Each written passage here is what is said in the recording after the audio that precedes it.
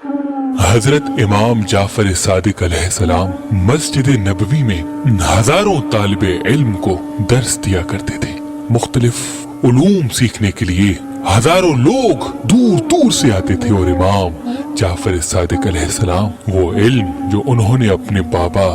दादा और नाना रसूल अल्लाह से सीखा, वो इल्म जमाने तक पहुंचाया करते थे।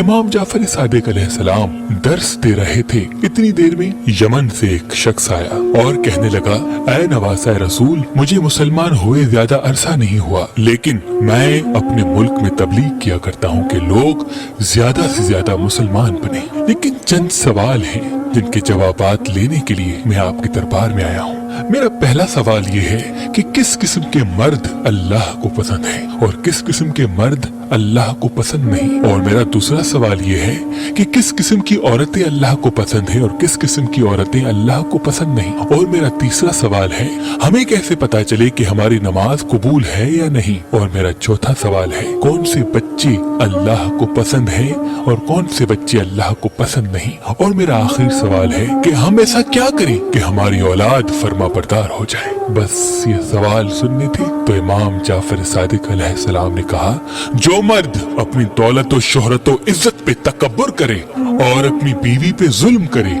ऐसे मर्द अल्लाह को पसंद नहीं, और जो मर्द किसी का दिल न दुखाए और हिलाल रिज्क कमाए, ऐसे मर्द अल्लाह को पसंद है। और जो औरतें ज्यादा खर्चा करे और अपनी औलाद की परवरिश अच्छी ना करे, ऐसी औरतें अल्लाह को पसंद नहीं, और जो औरतें कम खर्चा करें और अपनी औलाद की अच्छी परवरिश करें, ऐसी औरतें अल्लाह को अजीज हैं। और जो बच्चे अपने बुजुर्गों की नाफरमानी करें, अपने वालिदैन का एहतराम न करें, ऐसे बच्चे अल्लाह को पसंद नहीं। और अगर तुम ये देखना चाहते हो कि तुम्हारी नमाज अल्लाह के नजदीक कबूल हो रही है या नहीं, तो तुम ये देखो, नमाज पढ़ने के बाद अगर नमाज तुम्हें गुनाहों से रोके तो तुम ये समझो कि तुम्हारी नमाज अल्लाह के नजदीक कबूल है। लेकिन नमाज के साथ तुम गुनाह भी करते रहो तो यकीन जानो कि अल्लाह के नजदीक तुम्हारी नमाज वो मुकाम नहीं रखती। और अगर तुम ये चाहते हो कि तुम्हारी औलाद फर्माबरदार रहे तो तुम अपने वालिदैन के साथ फर्माबरदारी करो,